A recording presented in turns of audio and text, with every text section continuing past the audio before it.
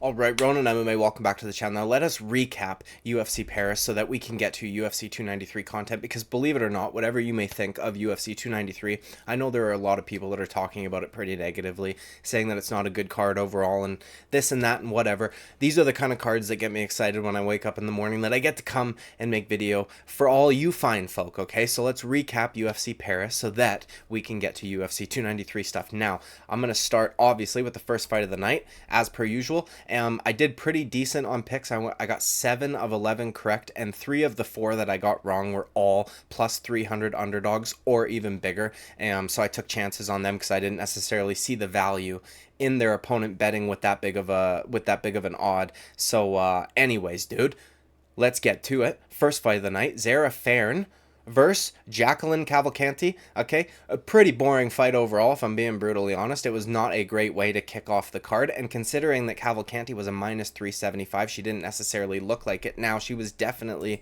doing good work, outlanding ZAIRN the entire time pretty much.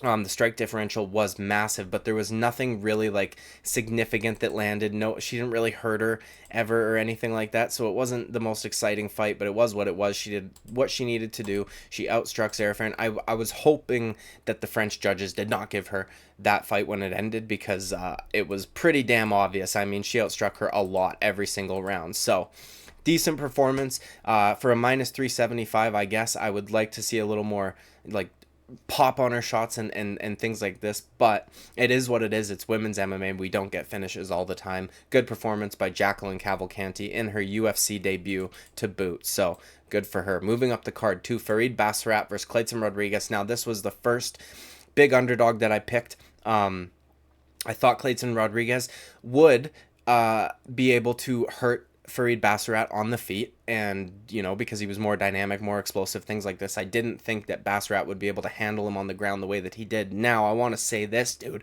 Kleydson Rodrigues showed us that he doesn't have the best fight IQ, because he landed a head kick in the opening seconds of that fight. He stuffed the first takedown attempt from Basharat and then engaged in the grappling himself, which I thought was just so silly, and the back take that he attempted was so reckless and just like how he strikes, explosive and dynamic, but when in the grappling scenarios, that doesn't work all of the time. You can't just jump from a stuffed takedown to a guy's back in one go like that, especially against a guy like Farid Basharat. And then even when Kleydson Rodrigues managed to get back up to his feet the first time, he went for a takedown, which I thought was like, what the fuck, dude? You landed a head kick in the opening seconds, and now you're trying to grapple a guy who's very good at grappling. Do you know what I mean? So it is what it is, man. Not the best fight IQ from Kleydson Rodrigues. I thought he would want to. I thought he would be a little more urgent to get space and to keep it on the feet as long as he possibly could. He did not.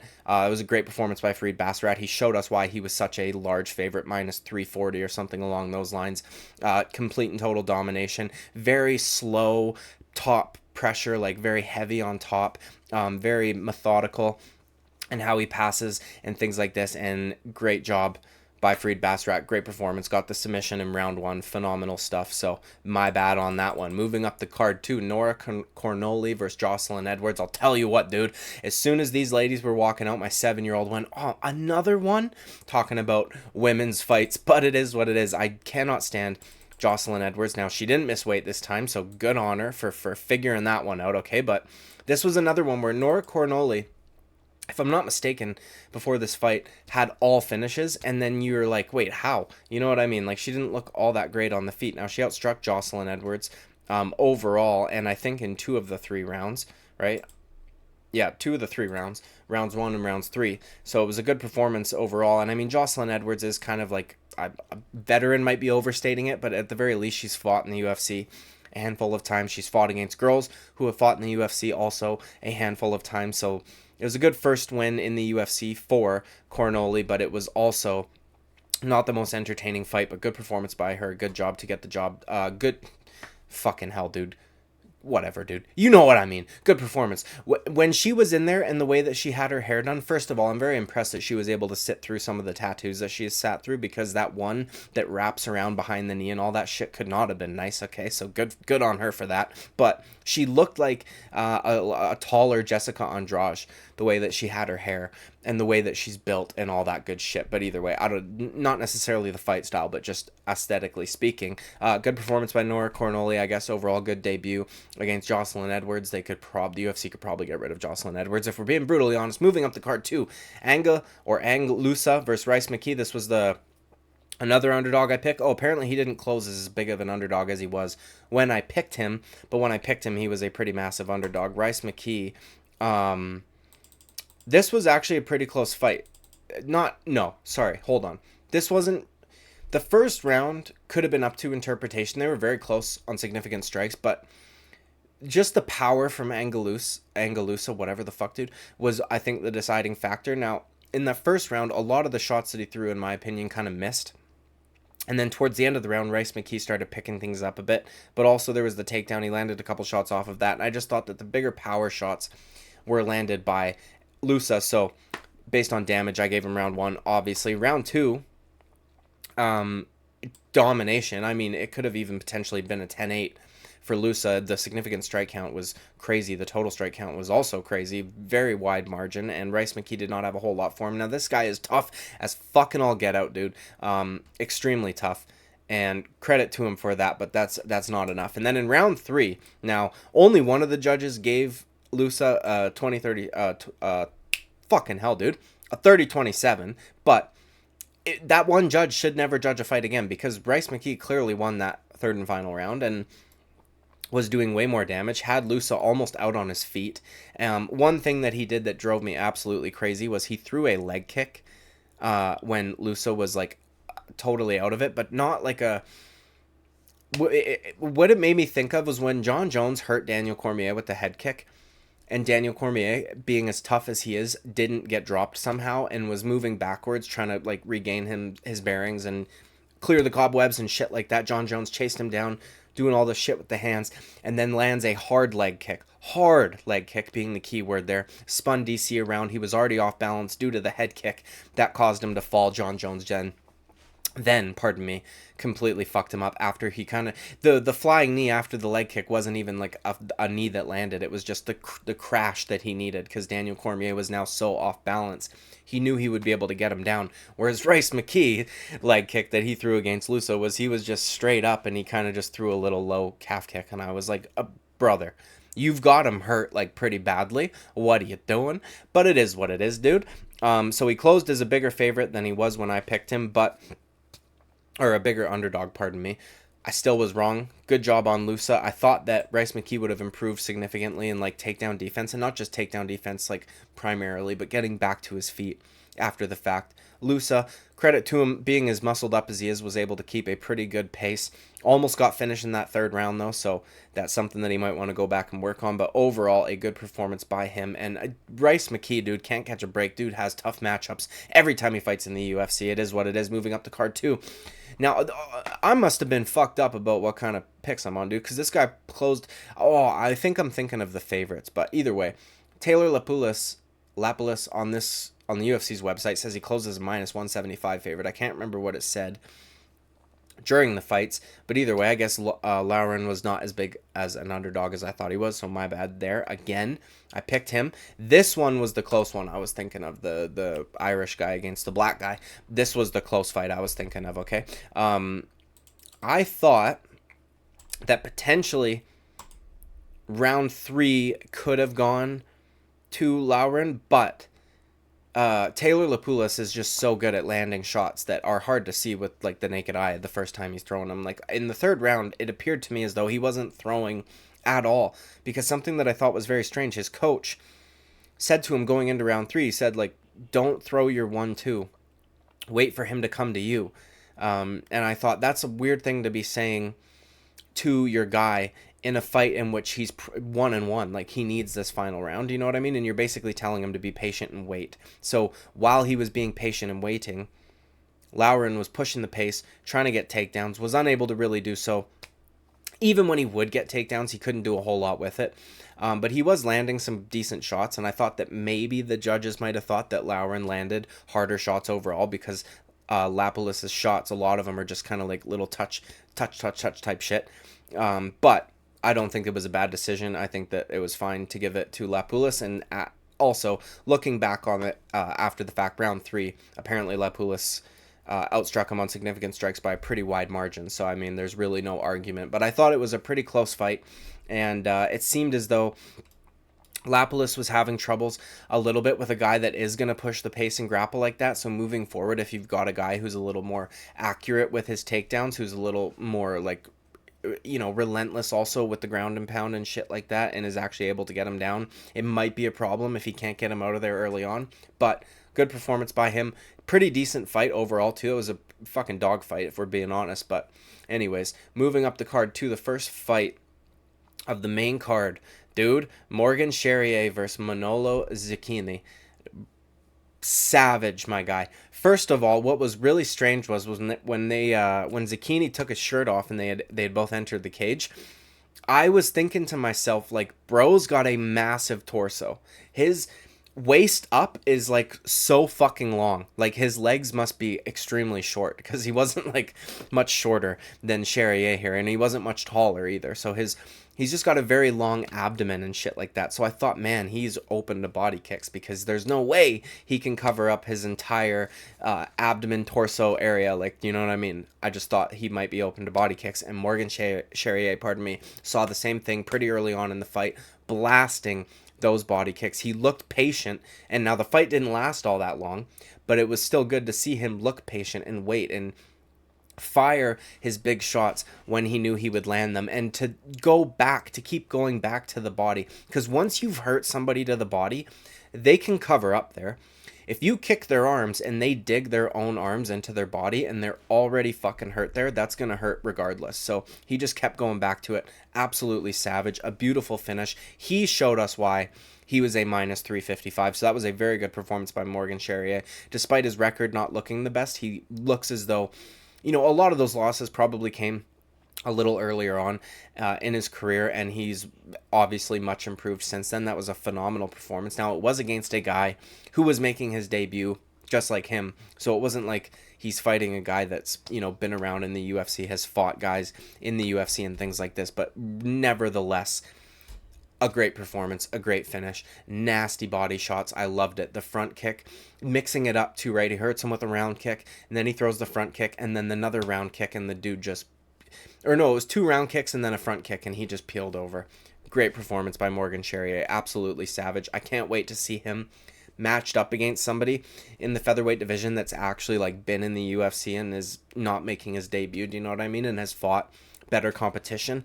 So it's going to be really interesting to see him moving forward. I'm glad that the UFC has picked this kid up. Moving up the card too, William Gommis versus Yanis Ghemouri. Dude, this was a weird one. So this was a pretty boring fight. I wasn't all that, like, I don't know. It wasn't that entertaining to me. William Gommis was basically just outlanding Yanis Ghemouri by like maybe 1.5. Like, every time Ghemouri would land 2, William Gommis had landed 3. Do you know what I mean? Kind of like that, just outstriking him by a bit. The significant strikes were, or total strikes were 61 to 40, and significant strikes were 52 to 28. So almost doubled him up on significant strikes, but Ghemouri just couldn't really get to him.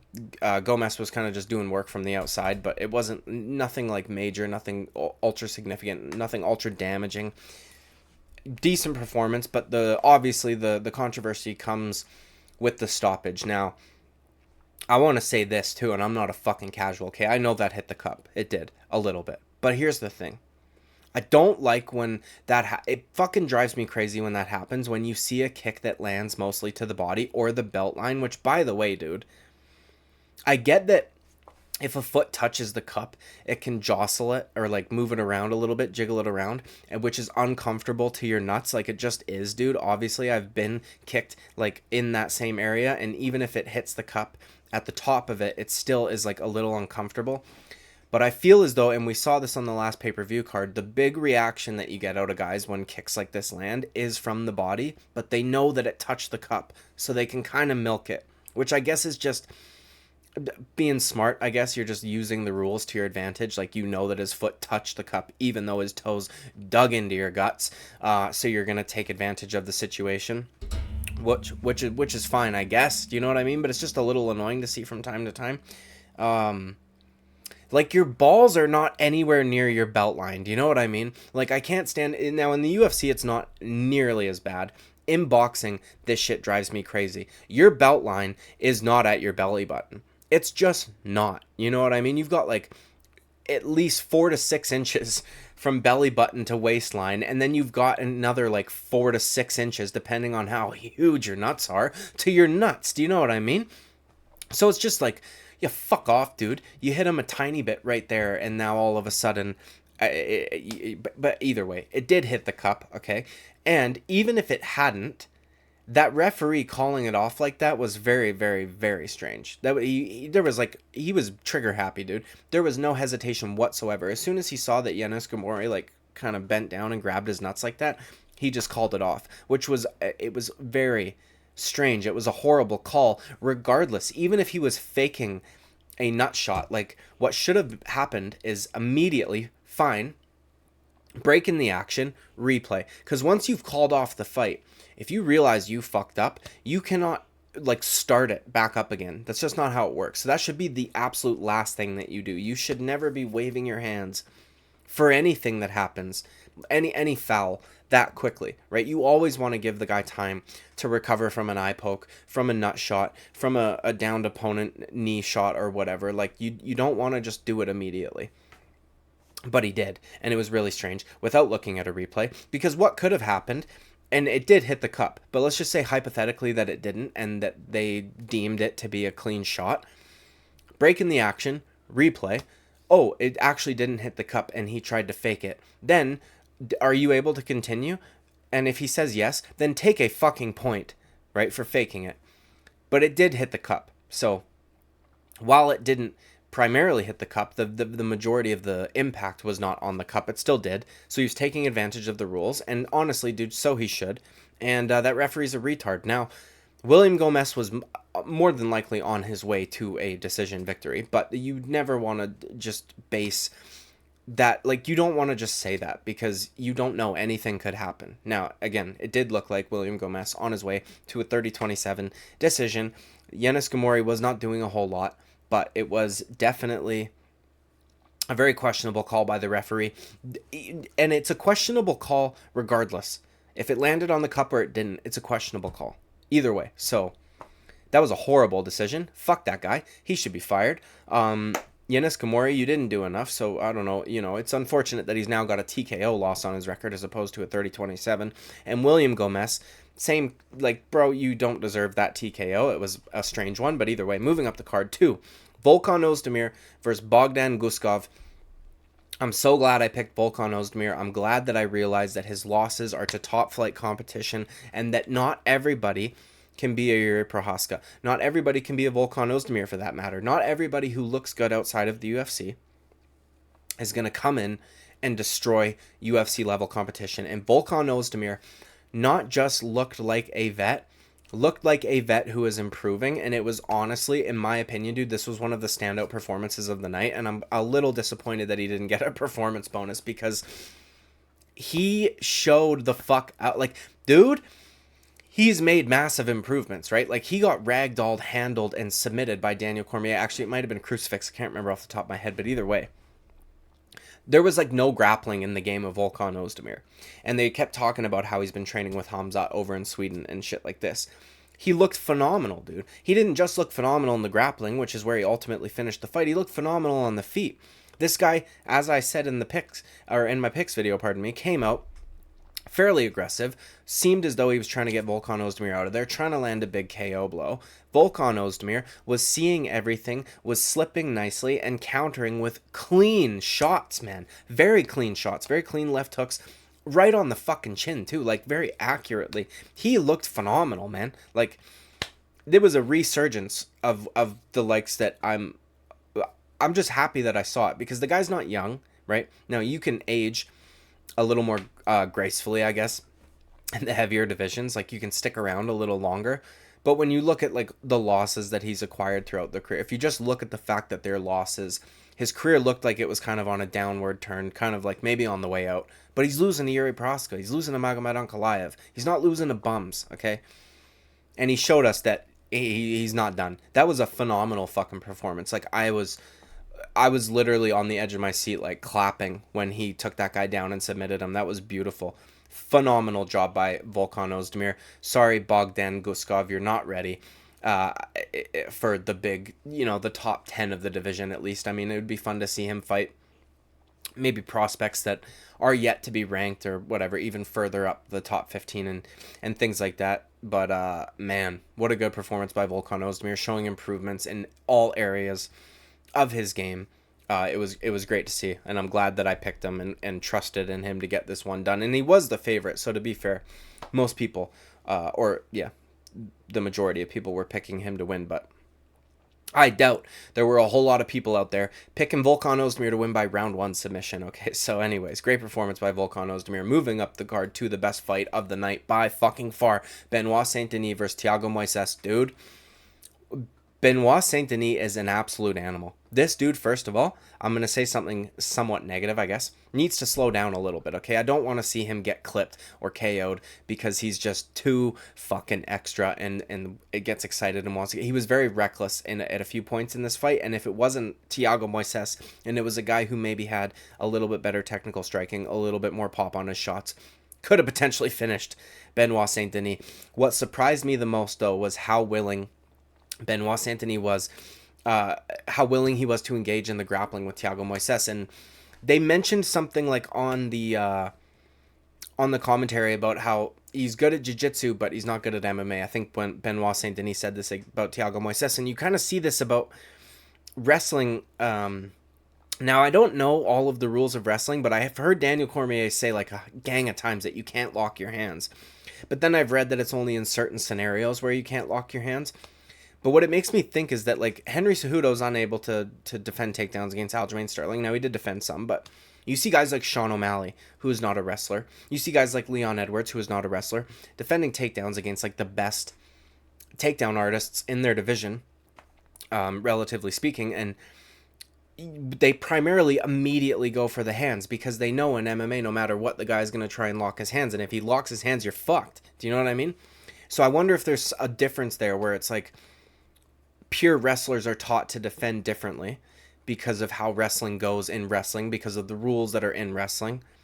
And then when it's in MMA, it doesn't necessarily work the best because there's different rules and you can do different shit. Do you know what I mean?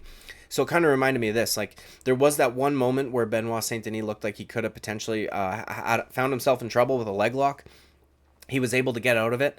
And as I predicted, now he didn't drop Thiago Moises, like I said, but he did beat him up on the feet before he started engaging in the grappling with it, which I think is something really good that he does, and I like seeing it because, and it's just demoralizing when you've gotten the shit beaten out of you on the feet, and now a guy is beating you in the only aspect that you had the advantage in. Like, it's just that was a fucking savage fight, dude. Absolutely savage. The cut on Thiago Moises was nasty.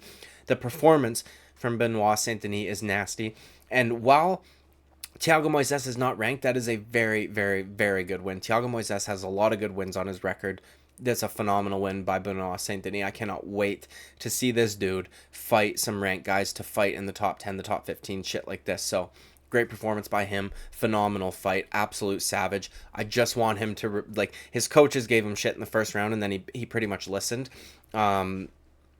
Just be a little less reckless on the feet, you know what I mean? Because the KO shot, or the shot that hurts him or drops him, will come if you're continuing to do what you're doing. But when you go crazy like that, you give your opponent an opportunity to hurt you. So anyways, dude, great fight. Moving up the card to the main event, Manuel Fiorot versus Rose Namajunas. Okay, now this was a very close fight. I never really considered that Rose won this fight at the end of it. And I don't think that she did. Now, it was very close in terms of numbers, like significant strikes.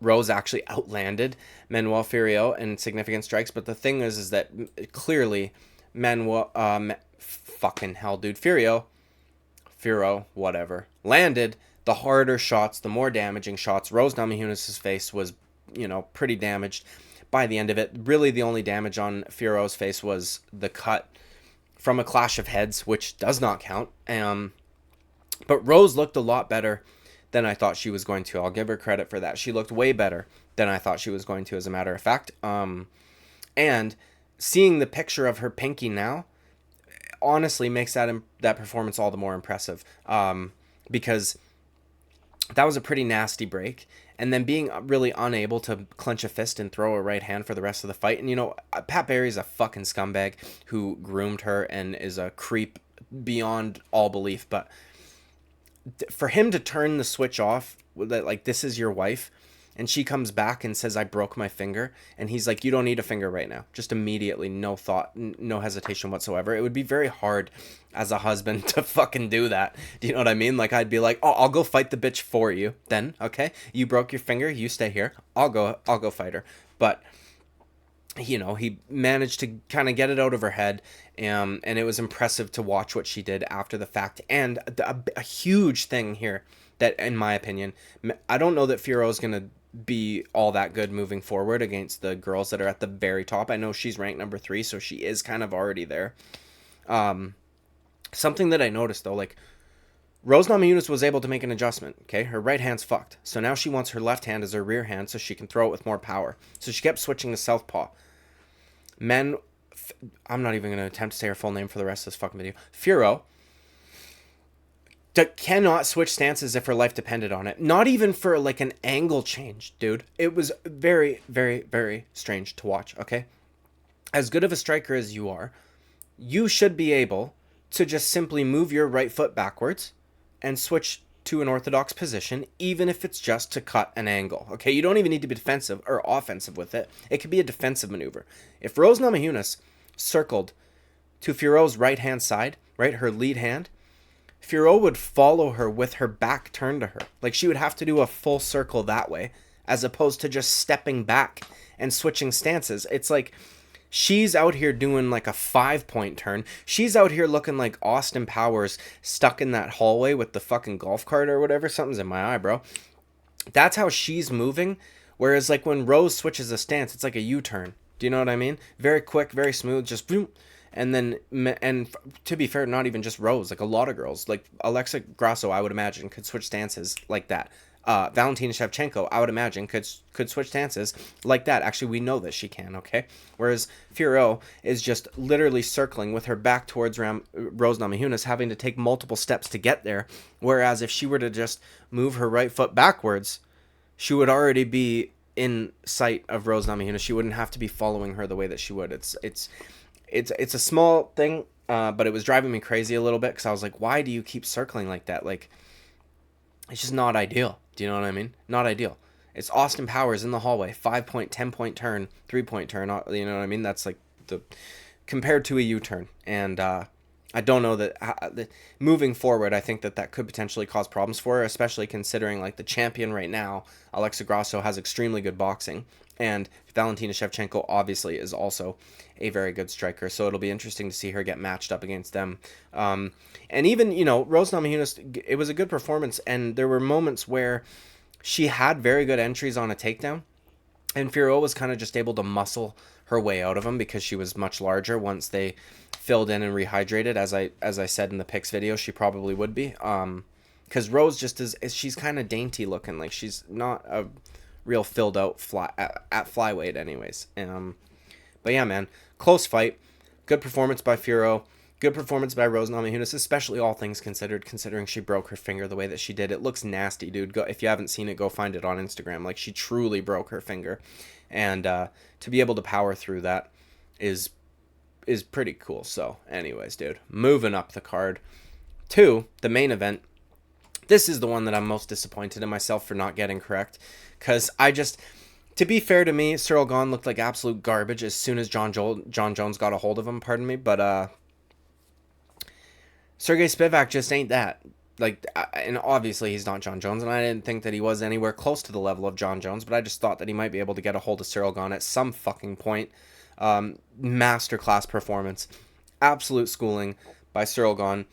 incredible, just non-stop action, just hitting him non-stop, like throughout the entire fight. The strike differential's insane, 110 to 11.